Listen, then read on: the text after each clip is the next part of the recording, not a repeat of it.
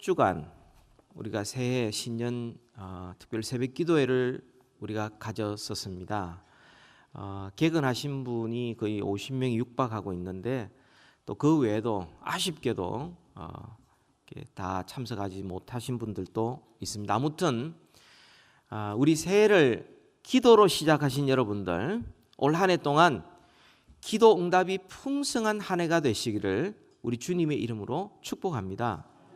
말씀에 순종하여 범사에 감사하리라 결단하고 이 새해를 시작하신 여러분들, 올 한 해 동안 감사할 제목들이 풍성하시기를 다시 한번 주님의 이름으로 축복합니다. 우리 곁에 있는 분들에게 한번 서로 위로하고 격려하십시다. 수고하셨습니다. 잘 하셨습니다. 네.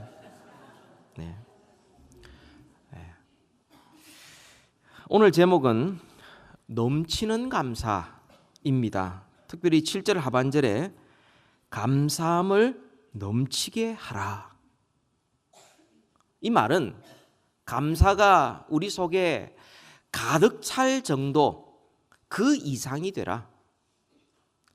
그 감사가 우리 속에 너무너무 가득 차서 그것이 흘러 넘쳐서 다른 사람에게도 그 감사의 열매들이 주어지도록 하라. 한마디로 감사의 통로가 되라는 말씀입니다. 주님께서 우리에게 먼저 감사하게 말씀하시고 그 감사가 가득 차서 그것이 우리만 먹는 열매가 아니라 다른 사람도 풍성하게 만드는 그런 열매 맺는 삶을 살아가라, 그렇게 말씀하고 있습니다.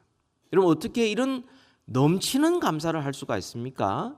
우리는 너무나 매일매일 사는 것도 힘이 들고 특별히 이민자의 삶이 얼마나 고단합니까?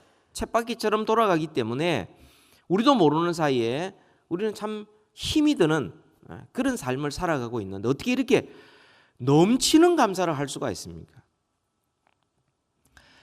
여러분, 이 넘치는 감사하는 생활을 우리가 알기 위해서는 좀 이렇게 그 큰 비행기가 하늘 높이 솟아올라서 먼 거리까지 왕래하는 그 비행기의 원리를 생각해 볼 필요가 있습니다.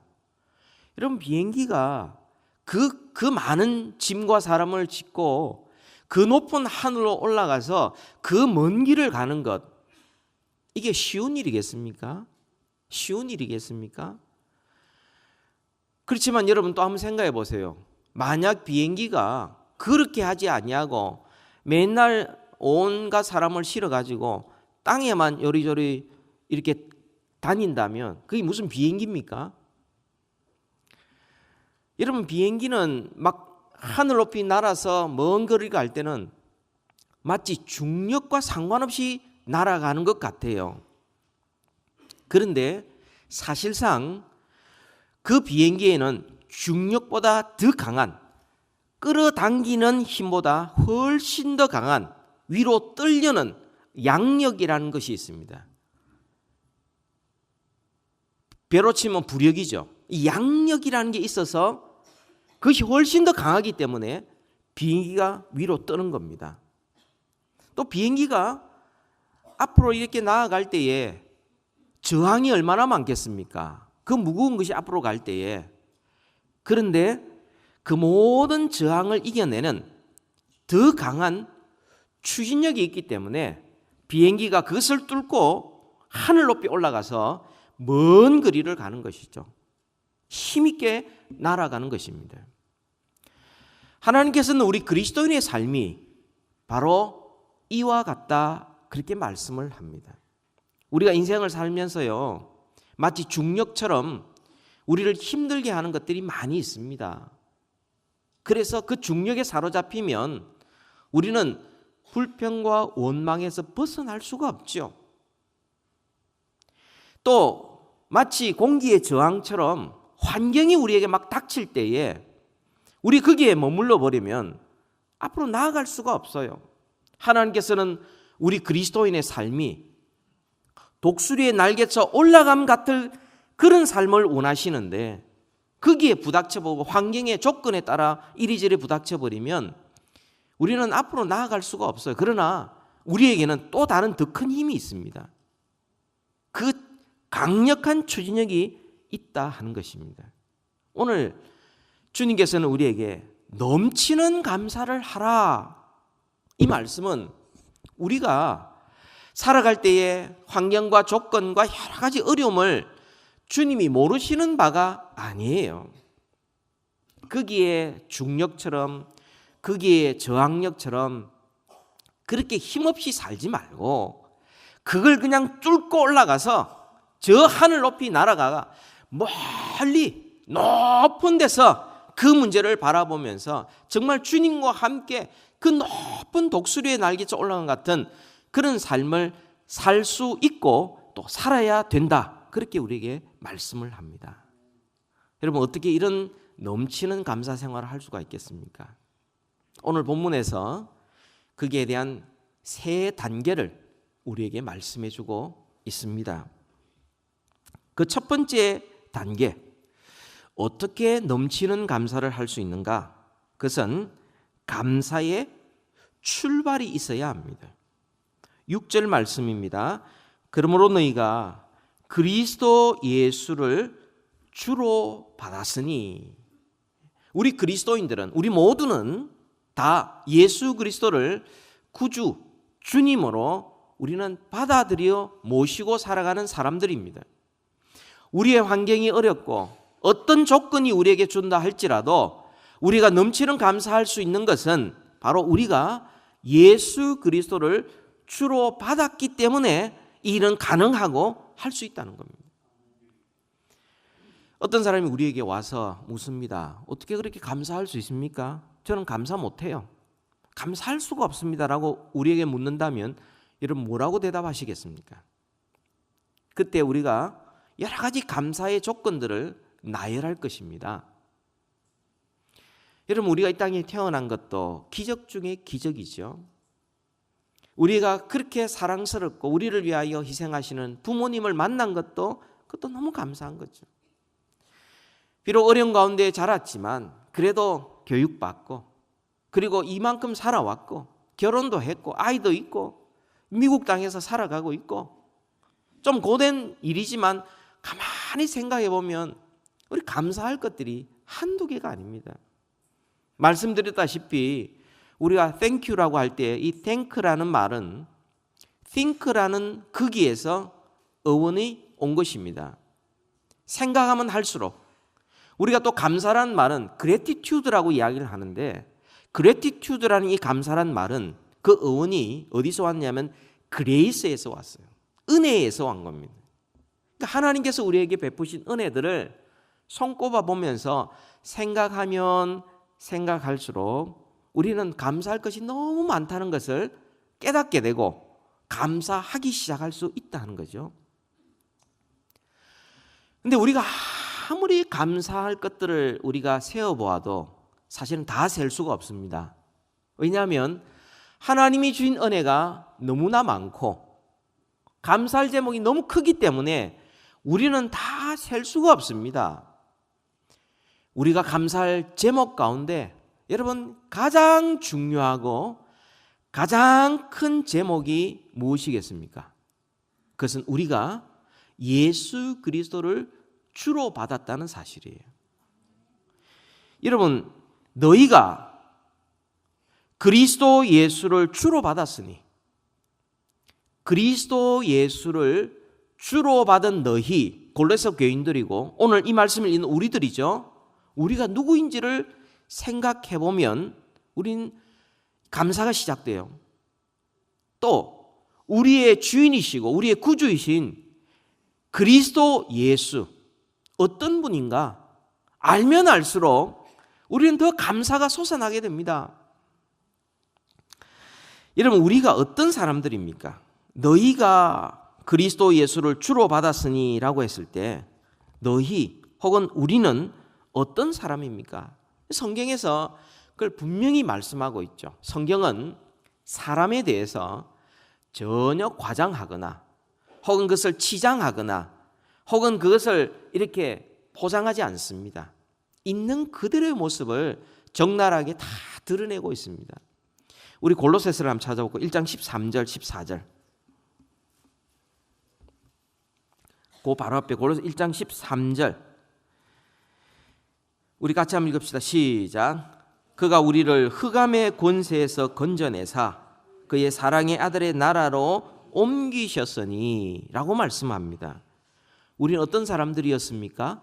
우리가 그리스도를 주로 모시기 전에 어떤 사람들이었습니까? 우리는 흑암의 권세에 사로잡혀 있던 사람들입니다. 우리는 하나님의 진노를 피할 길이 없었던 사람들이었습니다. 근데 우리 어떻게 되었습니까? 그의 사랑의 아들의 나라로 옮기셨으니 그의 사랑의 아들 누구시죠? 예수 그리스도입니다. 하나님이 가장 사랑하신 그리스도 그분을 구주와 주님으로 모신 사람이라면 누구든지 어떤 형편에 있던 사람이든지 누구든지 그리스도 안에 있을 때에 그 주님의 나라로 옮기셨다. 우리가 그렇게 된 겁니다. 흑암의 권세에 매여서 그렇게 살던 우리가 이제는 하나님의 사랑의 아들의 나라로 우리는 완전히 옮겼어요. 14절 같이 읽읍시다. 시작. 그 아들 안에서 우리가 속량 곧 죄 사함을 얻었도다. 여러분 속량이라는 게 뭡니까? 노예를 그 갇혀있는 잡혀있는 노예를 값을 지르고 그것을 사서 자유롭게 해준 것을 속량이라고 말합니다. 우리는 죄와 사망의 종로로 타던 우리들을 주님께서 십자가의 피로 값을 지불하시고 우리를 사셔서 우리를 그리스도 안에서 자유롭게 만들어 주셨어요. 우리가 만약에 그리스도의 보혈로 우리가 속량되지 않았더라면 우리는 여전히 죄의 종, 사망의 종, 그리고 영원한 심판을 우리는 피할 길이 없었을 겁니다. 그런데 우리가 예수 그리스도 안에 있으므로 그분을 주님으로 모심으로 말미암아 우리는 죄 사함을 얻게 된 거예요. 어떤 죄를 범하든지 아무리 세상 사람들이 눈을 돌리는 얼굴을 돌리는 그런 죄라 할지라도 우리가 그리스도의 십자가의 보혈 앞에 나아가서 그 보혈의 능력으로 우리는 죄 용서함을 받는 이 은혜와 특권을 우리가 받게 된 겁니다. 또 보십시다. 1장 21절, 22절 두 구절인데요. 전에와 이제 그리스도 안에 있을 때와 그리스도 바깥에 있을 그때가 대조가 되고 있습니다. 21절, 22절 우리 다 같이 읽읍시다. 시작. 전에는 악한 행실로 멀리 떠나 마음으로 원수가 되었던 너희를 이제는 그의 육체의 죽음으로 말미암아 화목하게 하사 너희를 거룩하고 흠없고 책망할 것이 없는 자로 그 앞에 세우고자 하셨으니 전에는 하나님의 원수였어요. 하나님의 진노 아래 본질상 진노의 자식이었어요.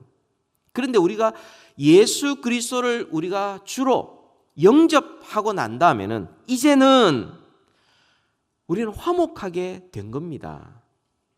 주님과 이제는 화해하겠고 친밀해졌고 가까워지게 되었어요. 그게 끝이 아니에요. 이제부터 우리가 살아가는 길이 거룩하고 흠없고 책망할 것이 없는 자로 하나님 앞에 세우고자 성령님께서 우리를 결코 떠나지 아니하시고 우리를 빚어주시고 함께하시고 인도해 주시는 것입니다. 여러분 이런 은혜가 우리에게 주어졌는데 우리가 그리스도를 주로 받았다는 이 사실 하나만으로도 우리는 감사할 조건이 충분하지요. 우리가 지난주에 살펴본 대로 조건과 환경에 따르지 아니하고 내가 그리스도 안에서 내가 누구인가 알 때에 내가 새로운 피조물이요 예배자요 제자요 청지기요 종이요 사신인 줄 알 때에 우리는 모든 환경을 뛰어넘어 범사에 감사하는 자가 될 수 있다. 그것이 지난 한 주간의 기도 제목이었고 올 한 해의 우리의 주제이기도 합니다. 여러분 오늘 본문을 기록한 사도 바울을 보십시오. 이 사도 바울이 지금 어떤 형편에서 지금 이것을 기록하고 있습니까? 그는 생명의 위협을 받는 상태였습니다. 그가 지금 이것을 어디에서 기록하고 있지요? 감옥에서 기록하고 있습니다. 로마 감옥에서. 여러분 로마 감옥이 오늘날 우리 미국에 있던 감옥처럼 뭐 의자가 있고 먹을 것이 들어오고 뭐 이렇게 뭐 불이 있고 아닙니다. 동굴이에요, 동굴. 그곳에 갇혀 있으면서도 사도 바울이 나는 감사한다. 골로새 교인들을 향하여 너희도 감사하라. 감사함을 넘치게 하라. 여러분 어떻게 이럴 수가 있습니까? 여러분 성경에 이 감사라는 말을 가장 많이 하신 분이 누구죠? 사도 바울입니다. 다 아시면서 왜 그럽니까? 감사하란 말. 근데 사도 바울이 감사할 수 있는 지금 조건이 아니에요. 인간적으로 볼 때에는 전에가 훨씬 더 좋았었습니다.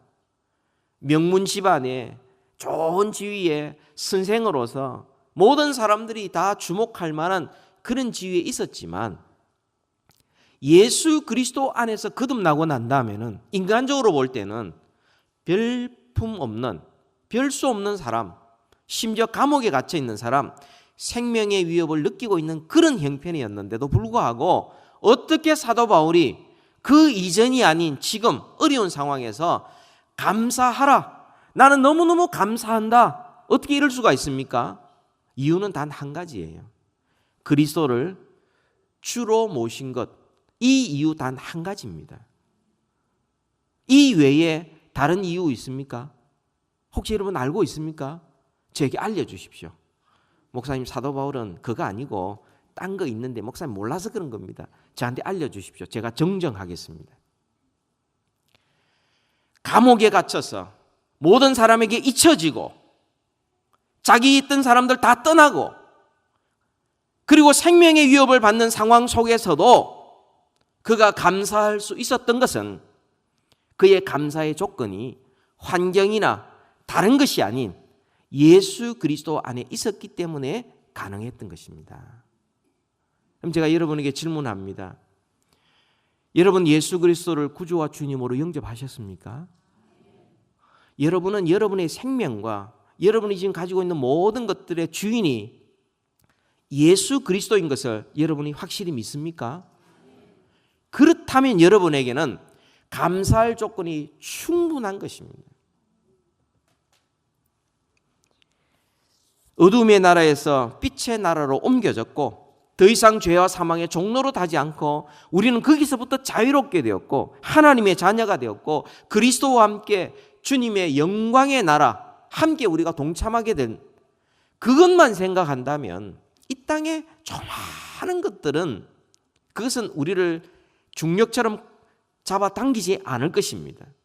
우리로 하여금 독수리의 날개쳐 올라감 같은 것에 우리를 방해하지 않을 것입니다. 우리 속에는 예수 그리스도께서 주인이시고 그 주인과 함께 살기에 우리는 어떤 상황 속에서도 견디면서 우리는 앞을 향하여 달려갈 수 있는 것입니다.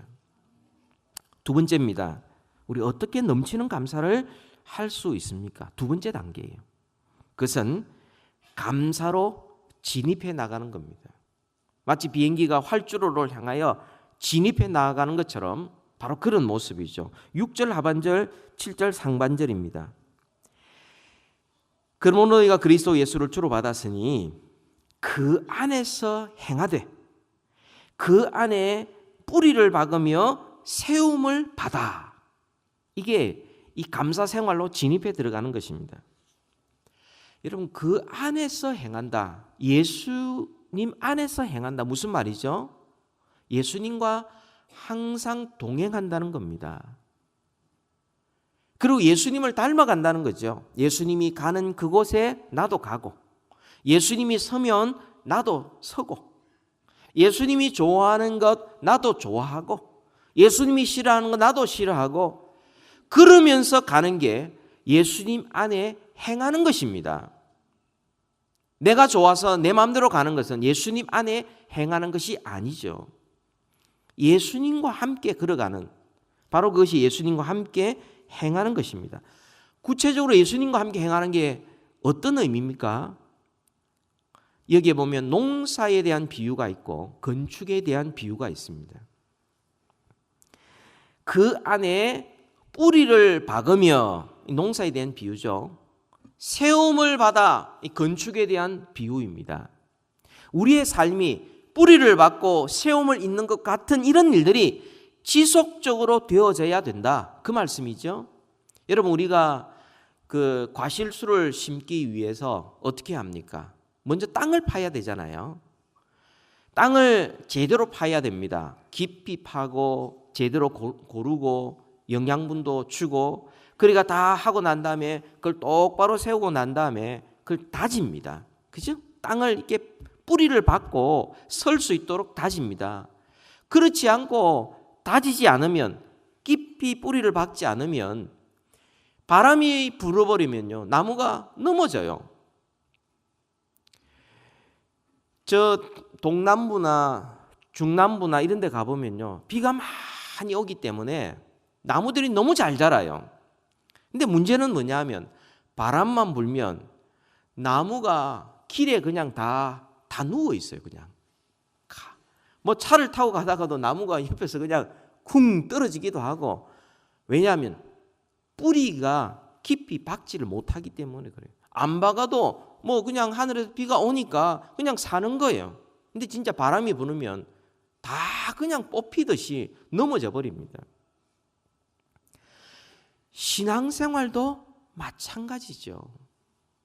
우리의 뿌리가 어떠냐에 따라서 우리가 어려움과 환경이 우리를 힘들게 할 때에도 우리가 견딜 수 있는 힘이 생깁니다. 그 뿌리가 얼마나 깊으냐, 여기에 비례해서 얼마나 나무가 든든히 세워지느냐 알 수가 있는 것이죠. 신앙의 뿌리를 예수님께 내려야 합니다. 그리고 주님이 주시는 위로와 주님이 주시는 평강과 주님이 주시는 열심으로 그 일을 행할 때에 우리는 비로소 흔들리지 않게 됩니다. 세상 살아가는 게 그냥 가만히 있습니까? 여러 가지 풍집, 이제 그 바람이, 그죠? 뭐 얼마든지 올 수가 있죠. 그럴 때 우리가 흔들리지 아니고 넘어지지 않고 설 수 있는 것은 얼마나 우리가 주님 안에 뿌리를 내리고 있느냐는. 뿌리를 박으며라는 말은 시편 1편에 시냇가에 심은 나무가 하고 똑같은 의미죠.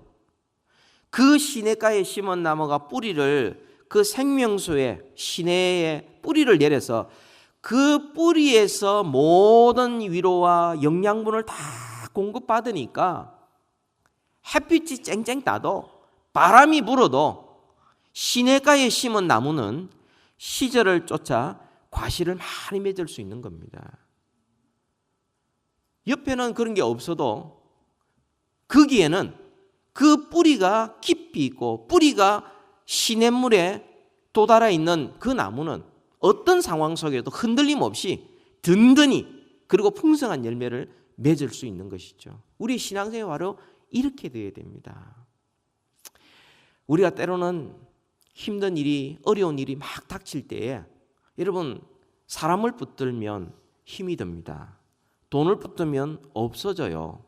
권력 있는 사람 붙잡으면 자리에 옮길 수도 있고 그 사람이 떨어져 나갈 수도 있습니다. 돌아설 수도 있어요. 뭐 친구라도 친척이라도 그렇지 않습니까? 그런데 우리의 뿌리를 예수님께 내려서 예수님의 도움을 받으면 우리 흔들리지 않습니다. 또한 여기에 세움을 받아라는 말은 건축에 대한 비유예요. 한 건물이 세워질 때에 가장 신경을 많이 쓰는 것이 바로 기초공사입니다. 우리 앞에 있는 지금 공사를 하고 있는데요. 기초공사를 오랫동안 했습니다. 실제로 올라올 때는 금방 올라와요. 근데 기초공사할 때는 다지고 또 다집니다. 어떤 동네에 가보면 이제 이 주택가를 형성하기 위해서 그 이제 토지를 조사를 하는데, 그렇게 하기 위해서는 먼저 그 모든 것들을 조사하는 가운데 이제 물이 좀 많은 지역은 이렇게 하더라고요. 한 가운데 큰 웅덩이를 만들어요. 아주 깊이 웅덩이를 만듭니다. 크게. 그럼 그 주위에 있는 모든 물들이 글로 이렇게 모이게 되죠. 그리고 한참을 놔둡니다. 몇 년을 놔둡니다. 그리고 다 이렇게 그쪽으로 모이게 만들어 두고 난 다음에 그 다음에 그 주위를 이렇게 쭉 이렇게 건축을 시작을 하죠. 그리고는 그 한가운데 웅덩이 같은 것들은 연못이라든지 혹은 이게 분수대 같은 걸 만들어서 우리로 하여금 와 멋있다라고 이야기는 하지만 사실은 그 주위의 땅들은 다가 아니라 물이 많다는 거예요. 물이 많다는 거예요. 이렇게 기초공사에 많은 노력을 기울입니다. 그래야 그 건물이 서 있을 수가 있습니다. 그렇지 않으면 금방 넘어져요. 우리의 기초를 우리는 바로 기초를 세우고 든든히 세워가야 되는데 우리의 기초에 대한 말씀이 고린도전서 3장 11절에 나옵니다. 이 터는 곧 예수 그리스도라. 우리의 터, 우리의 인생이 세워져야 될 우리의 기초, 우리의 모든 삶의 기초, 이게 바로 그 터는 예수 그리스도라. 여러분, 골로새 교인들이 그리스도의 복음을 받았어요. 그런데 그 기초를 자주 옮겼습니다. 거짓 선생들이 들어와서 이상한 이야기를 하니까 그 쫓아가고, 신비주의, 영지주의 이야기하니까 거기에 그냥 정신이 팔려가지고 뭐 이렇다 저렇다 한참 이야기를 하고 있습니다. 그래서 결국 그들이 기울여지고 무너지게 된 것입니다. 예수 그리스도의 복음, 사도들을 통하여 우리에게 전해진 이 복음, 이 그리스도에게 우리가 뿌리를 내리고 살 때만이 비로소 우리는 인생의 만족함을 누리게 되고 우리 인생의 모든 필요를 충족받을 수가 있습니다.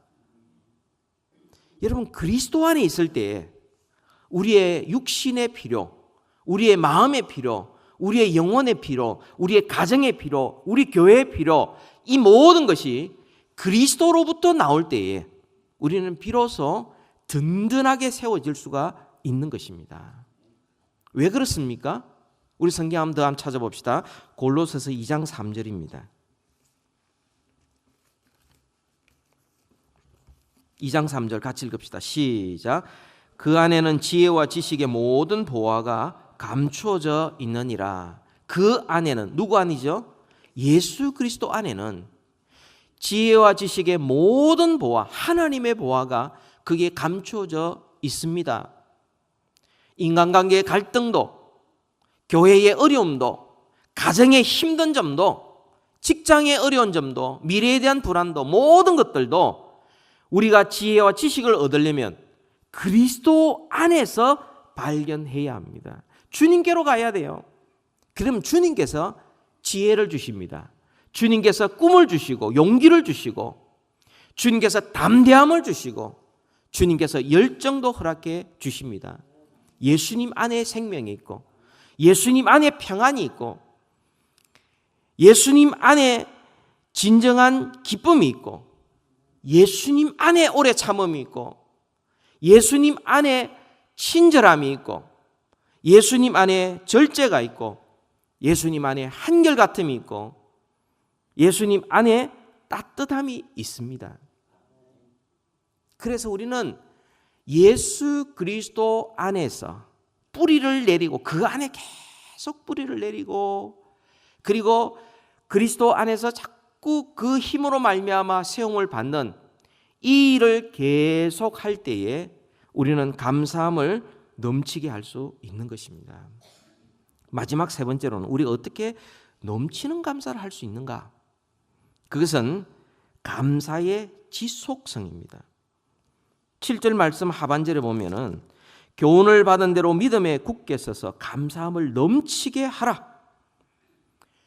하나님의 말씀을 받아.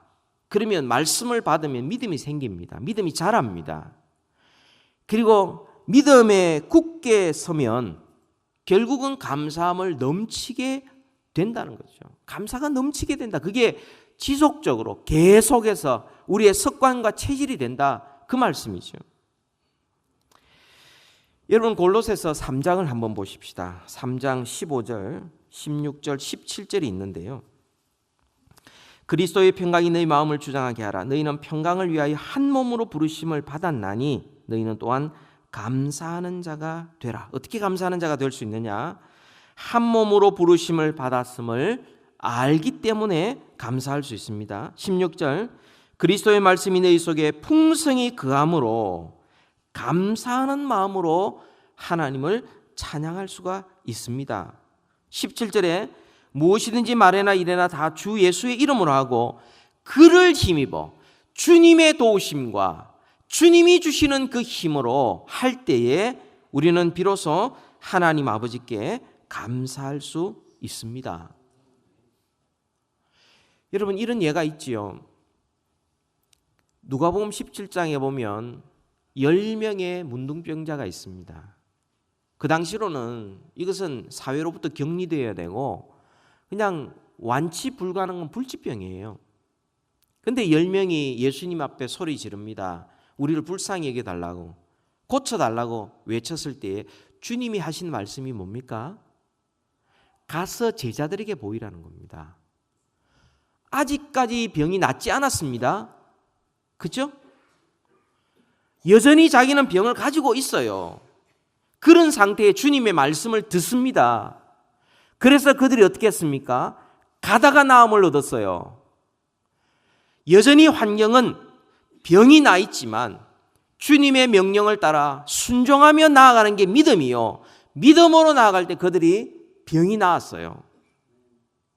히브리서 11장 1절에 믿음은 바라는 것의 실상이요 보지 못하는 것의 증거라고 말씀을 합니다. 그 믿음으로 나아갈 때에 하나님께서 실상을 보여주시고 증거를 보여주신 것이죠. 그래서 가다가 병이 나았어요. 다 자기 집으로 갔습니다. 그 중에 그 당시 사회에서 좀 왕따를 당하던 이 사마리아인이 주님 앞에 돌아옵니다. 그때 주님이 하신 말씀이 뭐죠?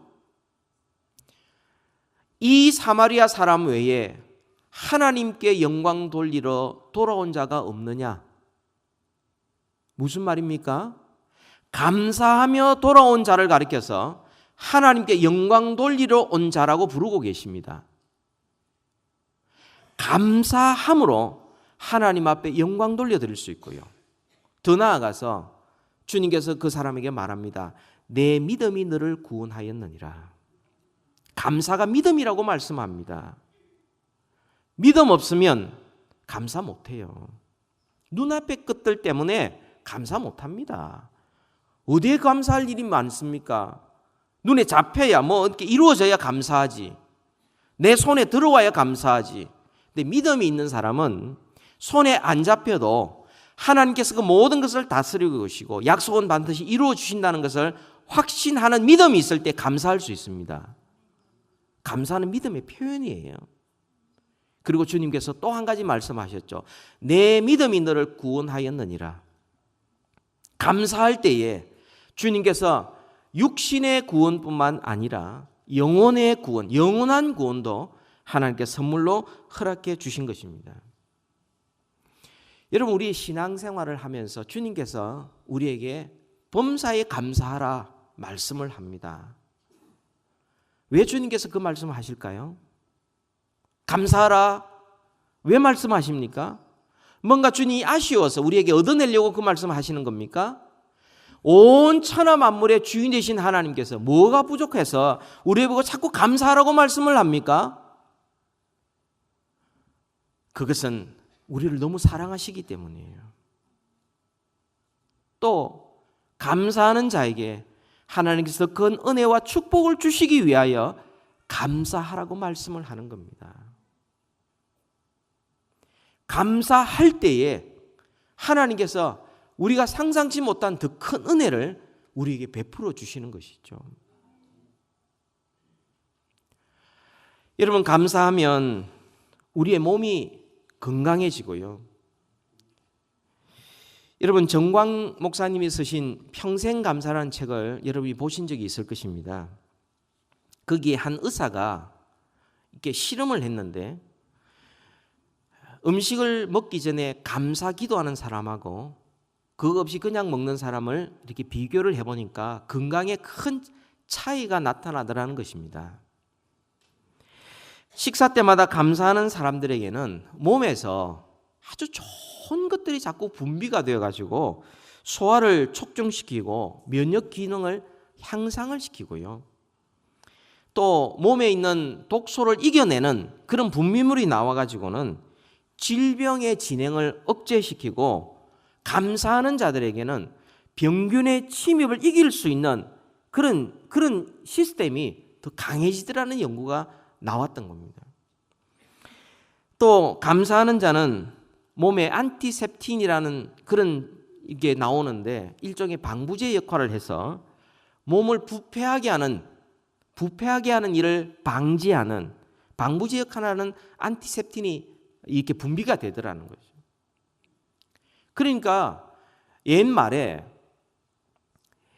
감사하지 않고 먹는 진수성찬보다는 감사하면서 먹는 김치하고 차라리 물에 밥 말아 먹는 것이 우리 몸에 훨씬 더 보약과 같이 몸에 좋은 것.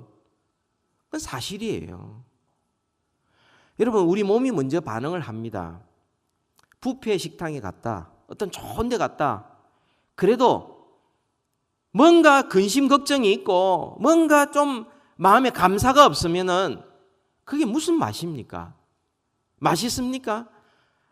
빨리 집에 가서 라면이나 끓여 먹어야 되지. 이런 생각이 저절로 들지요.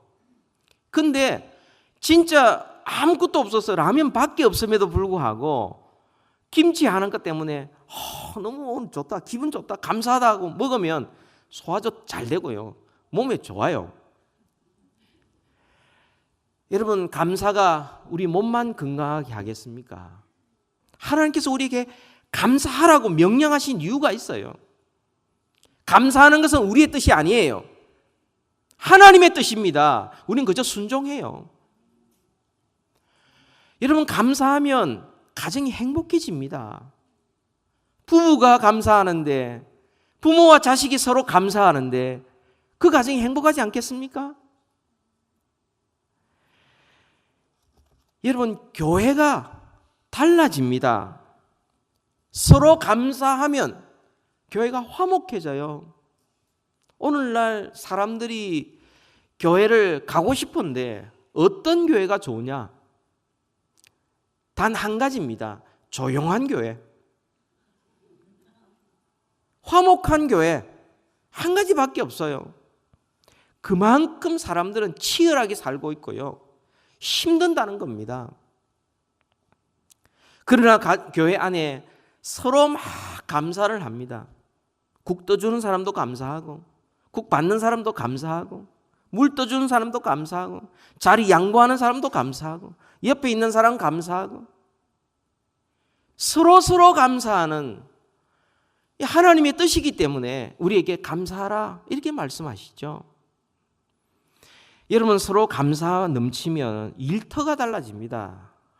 오늘 또 이 일을 해야 되냐 말이야. 먹고 살려고 목구멍이 포도청이다 뭐 이런 말도 해가면서 말이죠. 오늘 아침 또 일하러 간 이게 아니고 하나님께서 나에게 이렇게 일을 할 수 있게 일터도 주시고 건강도 주시고 이 일을 통하여 주위 사람들이 도움을 받고 우리 자식들이 공부를 하고 야 오늘 또 하나님이 나한테 새 일을 주셨구나 감사하며 하루를 시작하면 그 일터가 얼마나 즐겁겠습니까?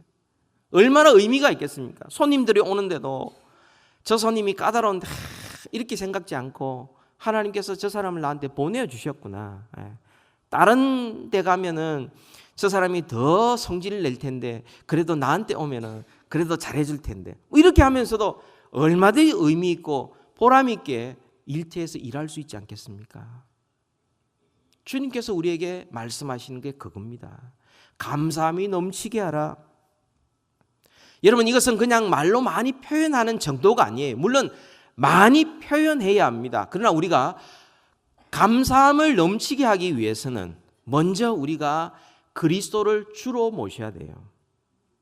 그리고 그분이 주시는 힘과 위로와 은혜 가운데서 살아가야 합니다. 그리고 지속적으로 주님 안에 뿌리를 박아요. 그리고 그 주님 위에 우리의 삶을 건축해 나아가는 겁니다. 그리고 주의 말씀을 받고 교훈 받은 대로 믿음에 굳게 설 때에 비로소 감사가 넘쳐나게 되는 것입니다. 말이 많은 것이 아니라 우리 속에서부터 감사가 끌어올라서 넘쳐날 때에 우리는 감사의 통로가 되고 감사의 열매를 나누어야 되고 우리가 가는 곳곳마다 사람들이 서로 화목하게 되고 우리 가정이 행복해지고 우리 교회가 화목하게 되고 우리 일터가 보람있게 되는 것입니다. 올 한 해 이런 은혜가 있기를 우리 주님의 이름으로 축복합니다. 우리 같이 한번 기도